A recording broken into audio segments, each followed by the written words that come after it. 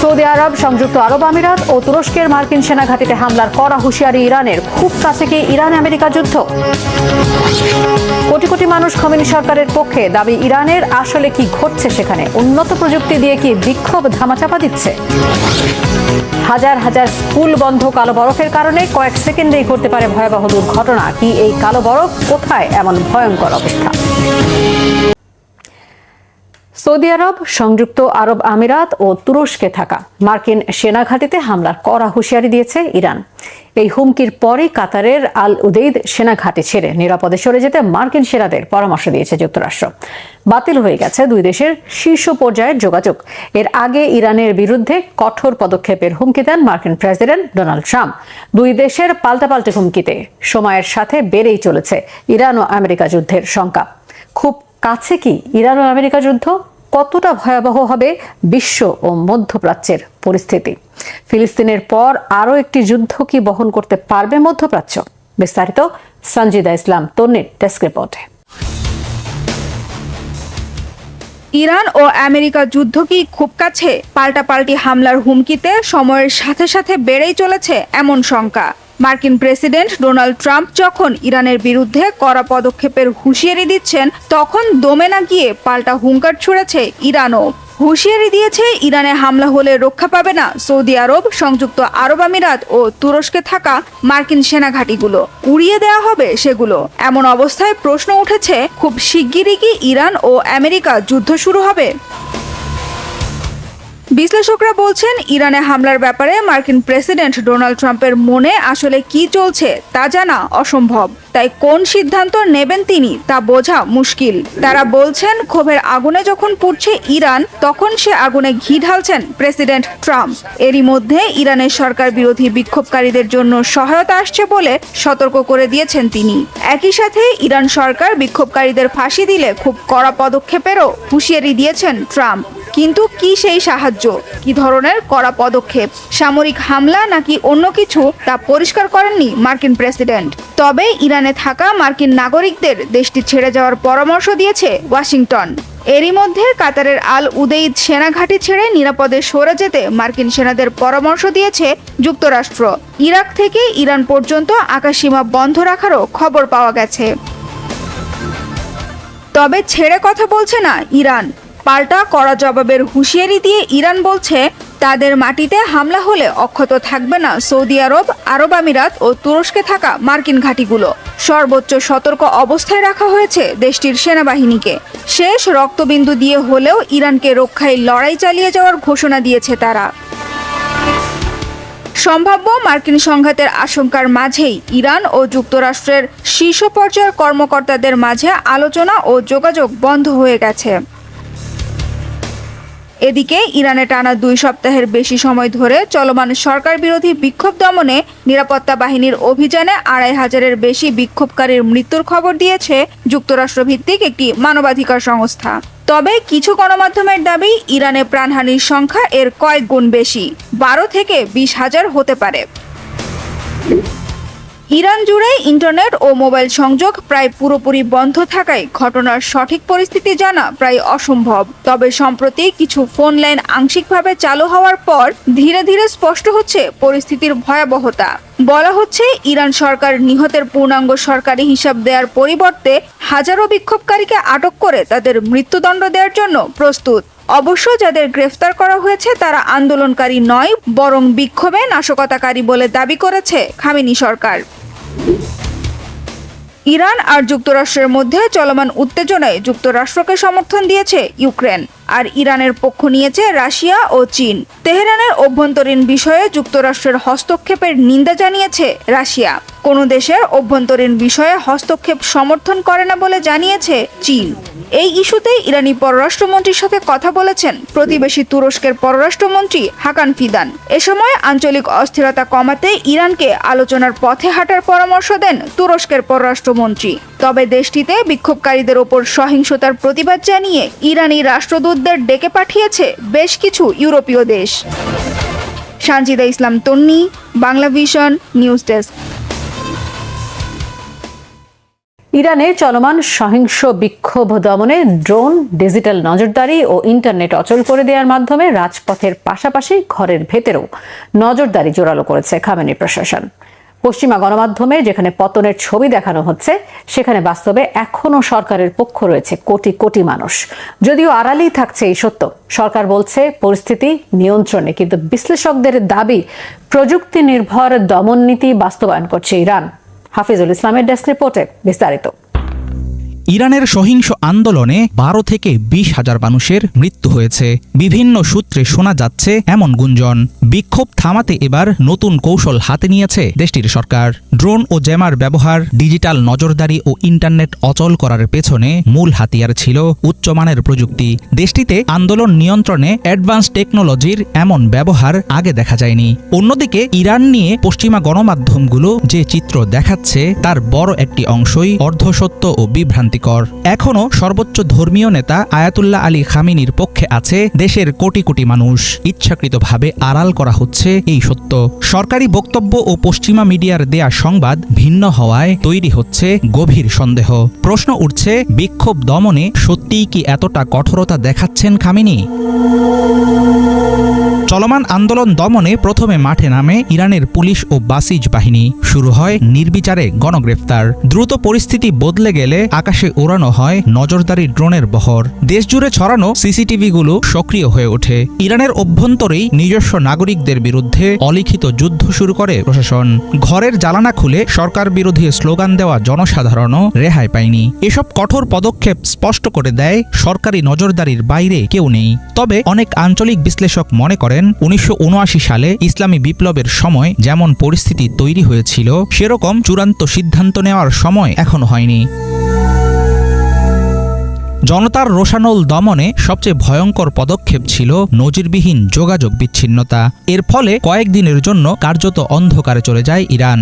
Internet বন্ধ, mobile network অচল, এমনকি স্যাটেলাইট ভিত্তিক স্টারলিংক সংযোগও ব্যবহার করা যায়নি। প্রযুক্তি বিশ্লেষকদের মতে এই ধরনের ইন্টারনেট ব্লকে এবার ব্যবহার হয়েছে সামরিক মানের জ্যামিং প্রযুক্তি। খামেনি প্রশাসন যেন দেখিয়ে দিয়েছে, চাইলে এক মুহূর্তে পুরো ইরানকে বিশ্বের যোগাযোগ ব্যবস্থা থেকে আলাদা করে দিতে পারে তারা। ইরানি কর্তৃপক্ষ বলছে দেশের পরিস্থিতি এখন সম্পূর্ণ নিয়ন্ত্রণে। সরকারপন্থী বিশাল সমাবেশ দেখিয়ে দাবি করা হয়েছে রাষ্ট্রের প্রতি জনসমর্থনও অটুট। কিন্তু তথ্য প্রবাহে কড়া নিয়ন্ত্রণ আরোপ করায় সত্যিকারের বাস্তবতা বোঝা কঠিন, এমনটাই দাবি অনেক বিশ্লেষকের। এবারের প্রযুক্তি নির্ভর নজরদারি ও কঠোর দমন নীতি আরও উস্কে দিয়েছে চলমান উত্তেজনা। হাজার হাজার মানুষের মৃত্যুর খবর সামনে আসলেও দায় স্বীকার করেনি দেশটির সরকার। বরং খামেনি প্রশাসনের দাবি, বিদেশি শক্তির মদতপুষ্ট দাঙ্গাকারীরাই এসব মৃত্যুর জন্য দায়ী। 1979 সালের পর এটি সম্ভবত সবচেয়ে ভয়াবহ রাষ্ট্রীয় দমন অভিযান। ইরান সরকারের এমন নির্মম প্রতিক্রিয়ার পেছনে রয়েছে গভীর নিরাপত্তা আতঙ্ক। ইসরায়েলের সঙ্গে সাম্প্রতিক যুদ্ধে গোয়েন্দা ব্যর্থতা ও তথ্য ফাঁসের মতো ঘটনার জেরে তেহরান বুঝে গিয়েছে নিজেদের ভেতরেই রয়ে গেছে বড় দুর্বলতা। খামেনি সরকারের পতনের দাবি উঠলেও দেশের সার্বভৌমত্বের প্রশ্নে বেশিরভাগ ইরানি আপোষহীন। অন্যদিকে প্রেসিডেন্ট ডোনাল্ড ট্রাম্প এবং যুক্তরাষ্ট্রকেও ত্রাণকর্তা ভাবার কারণ নেই। ইরাক, সিরিয়া, লিবিয়া কিংবা গাজা, যেখানেই মার্কিন হস্তক্ষেপ পড়েছে সেখানেই ভেঙে গেছে রাষ্ট্র। একদিকে পশ্চিমা ষড়যন্ত্র, অন্যদিকে খামেনি প্রশাসনের কঠোর দমন নীতি ইরানে তৈরি করছে দীর্ঘমেয়াদী এক অনিশ্চয়তা। হাফিজুল ইসলাম, বাংলা ভিশন। ইরানে বিক্ষোভের উত্তাপ বাড়তে মাত্র 2 দিনের বিচারে মৃত্যুদণ্ড সাজা পাওয়া 26 বছরের এরফান সুলতানের রায়ে বিশ্বজুড়ে তৈরি হয়েছে তোলপাড়। গ্রেপ্তার, বিচার, রায় সবকিছুই চোখের পলকে। পরিবারের সাথে শেষ দেখা মাত্র 10 মিনিট। কে এই এরফান? কি অন্যায় করেছিলেন? কেন এত দ্রুত তাকে ফাঁসির মুখে ঠেলে দেওয়া হলো? খুলছে নতুন সব প্রশ্ন। মোর্শেদ আলমের ডেস্ক রিপোর্ট। ইরানের সরকার বিরোধী বিক্ষোভ যখন তুঙ্গে, ঠিক তখনই মাত্র 2 দিনের বিচারে মৃত্যুদণ্ডের সাজা হয়ে গেল 26 বছর বয়সী এরফান সুলতানের। ঘটনাটি প্রকাশ্যে আসতেই আন্তর্জাতিক অঙ্গনে নড়ে চড়ে বসেছে মানবাধিকার সংগঠনগুলো। বিক্ষোভকারীদের ফাঁসি দেওয়া শুরু হলে অত্যন্ত কঠোর ব্যবস্থা নেওয়ার হুঁশিয়ারি দিয়েছেন মার্কিন প্রেসিডেন্ট ডোনাল্ড ট্রাম্পও। এরপর সবার আগ্রহের কেন্দ্রে একটি প্রশ্ন, কে এই এরফান সুলতানি? কেন তাকে দণ্ডাদেশ দেওয়া হয়? ইরফানের বাড়ি ইরানের রাজধানী তেহরানের উত্তর পশ্চিমের শহর কারাজের ফারদিসে। গেল ৮ জানুয়ারি বাড়ি থেকেই তাকে গ্রেপ্তার করা হয়। তখন শহর জুড়ে বিক্ষোভ তীব্র ছিল, আর ইন্টারনেট বন্ধ থাকায় তথ্য আদান প্রদানও ছিল প্রায় অসম্ভব। গ্রেপ্তারের মাত্র ৩ দিন পর ১১ জানুয়ারি পরিবারকে জানানো হয়। বিচার শেষ রায় দেওয়া হয়েছে। ১৪ জানুয়ারি কার্যকর হবে ফাঁসির দণ্ড। পরিবারকে মাত্র ১০ মিনিটের জন্য শেষ সাক্ষাতের সুযোগ দেওয়া হয়। এসব তথ্য উঠে আসে বিভিন্ন গণমাধ্যমে। জানা গেছে ইরফান একজন পোশাক ব্যবসায়ী। তার একটি নিজস্ব কাপড়ের দোকানও রয়েছে। এছাড়াও তিনি একজন শৌখিন ফটোগ্রাফার হিসেবেও পরিচিত। ইরফানের বাবা মা বর্তমানে ইরানে বসবাস করছেন। গ্রেপ্তারের পর থেকে তারা মানসিকভাবে চরম বিপর্যয় অবস্থায় আছেন। পরিবারের ভাষ্যমতে ইরফান কোনো নির্দিষ্ট রাজনৈতিক দলের সঙ্গে সরাসরি যুক্ত ছিলেন না। তবে তিনি দেশের বর্তমান অর্থনৈতিক সংকট, দুর্নীতি এবং শাসন ব্যবস্থার পরিবর্তনের দাবিতে চলমান সাধারণ জনগণের স্বতঃস্ফূর্ত আন্দোলনে অংশ নেওয়াদের মধ্যে সামনের সারিতে ছিলেন। ইরফান বডি বিল্ডিং এবং খেলাধুলায় বেশ আগ্রহী ছিলেন। ফ্যাশনের প্রতি তার বিশেষ ঝোঁক ছিল এবং সম্প্রতি একটি বেসরকারি প্রতিষ্ঠানে কাজ শুরু করেছিলেন বলে জানা যায়। ইরফানের নিজের বোন একজন নিবন্ধিত আইনজীবী। তার অভিযোগ, ভাইয়ের মামলার নথি চাইলেও কর্তৃপক্ষ তা দিতে অস্বীকৃতি জানায়। অভ্যন্তরীণ অস্থিরতা ঠেকাতে ইরান সরকার কতটা দ্রুত ও কঠোর হতে পারে তা যেন ইরফান সুলতানের ঘটনা নতুন করে সামনে এনে দিয়েছে বিশ্ববাসীর কাছে। মোরশেদ আলম, বাংলা ভিশন। এদিকে ফিলিস্তিনের গাজায় চলমান ভয়াবহ মানবিক বিপর্যয়ের পেছনে শুধু ইসরায়েল নয়, আছে মধ্যপ্রাচ্যের আরেক মুসলিম দেশের বিশ্বাসঘাতকতা। ফাঁস হওয়া এমন গোপন নথির বরাতে আন্তর্জাতিক সংবাদ মাধ্যম দ্য ক্রেডল ও জেরুজালেম পোস্ট জানিয়েছে, গাজা যুদ্ধ ঘিরে প্রকাশ্যে ফিলিস্তিনপন্থী অবস্থান নেয়া সংযুক্ত আরব আমিরাত গোপনে ইসরায়েলকে সামরিক ও অর্থনৈতিক জ্বালানি জুগিয়েছে। হিজল জুবাইরের ডেস্ক রিপোর্ট।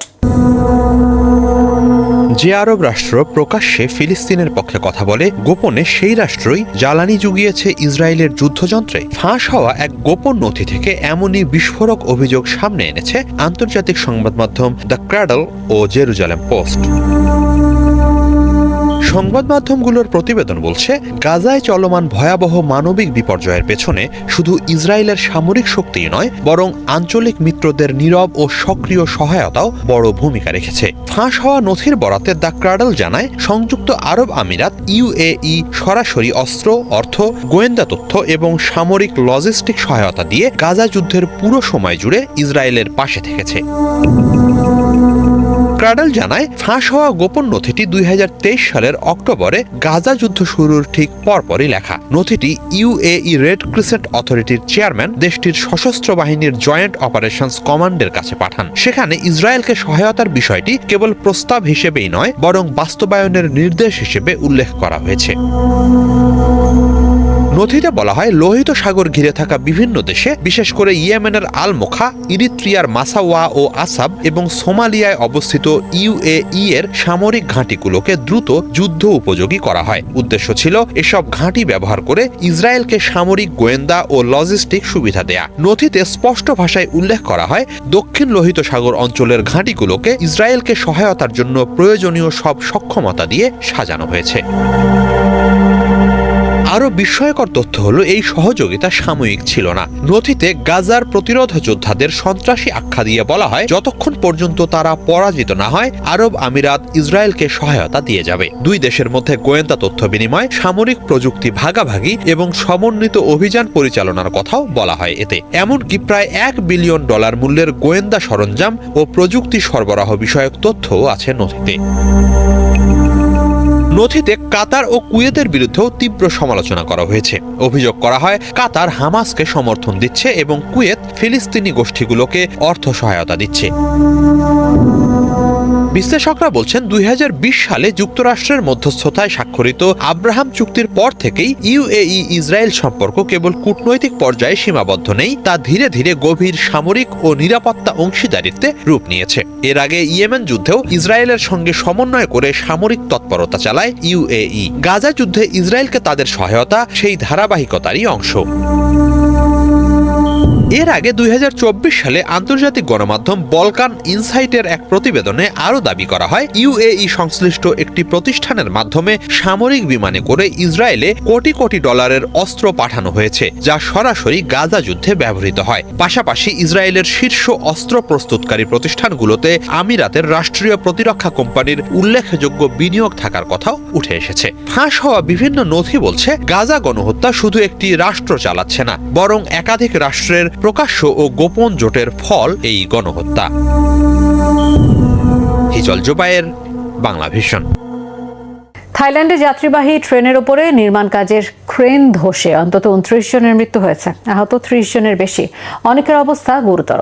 স্থানীয় সময় বুধবার সকালে 195 আরোহী সহ ট্রেনটি রাজধানীর ব্যাংকক ছেড়ে যায়। সকাল 9টার পর একটি রাজধানী থেকে 230 কিলোমিটার উত্তর পূর্বাঞ্চলে শিখিও জেলার নাখন রাতচাসিমা প্রদেশে দুর্ঘটনার মুখে পড়ে। বুলেট ট্রেনের অবকাঠামো নির্মাণ প্রকল্পের একটি ক্রেন ধসে পড়লে ট্রেনের একাধিক বগি লাইনচ্যুত হয়ে আগুন ধরে যায়। সরকারের জনসংযোগ বিভাগের সামাজিক প্ল্যাটফর্মে জানানো হয়েছে, অনেক যাত্রী বগির ভেতরে আটকে যায়। পরে ক্ষতিগ্রস্ত বগির দেয়াল কেটে হতাহতদের উদ্ধার করা হয়। দুর্ঘটনার পরপরই উদ্ধার তৎপরতা ও ক্ষতিগ্রস্ত ট্রেনটি সরিয়ে রেল লাইন সচল করতে দুর্ঘটনাস্থলে একাধিক টিম মোতায়েন করা হয়। এবারের শীতে ইউরোপের বেশিরভাগ অঞ্চলের তাপমাত্রায় হিমাঙ্কের নিচে নেমে গেছে। তুষারঝড়ের কবলেও পড়েছে কিছু কিছু দেশ। মধ্য ইউরোপের দেশ হাঙ্গেরিতে এবারে দীর্ঘ 9 বছর পর বরফের চাদরে ঢেকে গেছে বলটানা লেক। 2017 সালের পর আবারও এমন দৃশ্য উচ্ছ্বাস ছড়িয়েছে স্থানীয় বাসিন্দাদের মনে। আবহাওয়াবিদরা বলছেন, তাপমাত্রা না বাড়লে শিগগিরই বলটানা লেকের বরফের স্তর আরও পুরু হয়ে উঠবে। সঞ্জিদা ইসলাম তন্নির আরও একটি ডেস্ক রিপোর্ট। দূর থেকে দেখে মনে হয় শুভ্র চাদর বিছিয়ে রেখেছে কেউ, কিন্তু কাছে গেলেই বোঝা যায় স্বচ্ছ পাতলা বরফের আস্তরণ এটি। নিচে টলমল করছে হালকা নীল রঙের পানি। বলছিলাম মধ্য ইউরোপের সবচেয়ে বড় মিঠা পানির হ্রদ বলটানার কথা। গেল কয়েকদিনে তাপমাত্রা নেমে এসেছে হিমাঙ্কের 3 থেকে 7 ডিগ্রি নিচে। দীর্ঘ 9 বছর পর হাঙ্গেরির এই লেকটি ঢাকা পড়েছে বরফের হালকা আস্তরণে। দেখতে ভিড় জমাচ্ছেন স্থানীয় বাসিন্দা আর পর্যটকরা। সবশেষ 2017 সালের জানুয়ারিতে পুরো বরফের চাদরে ঢেকে গিয়েছিল বলটানা লেক। গেল কয়েক বছরে আমরা শীতকালকে খুব মিস করেছি। এবার মনে হচ্ছে আবার ফিরে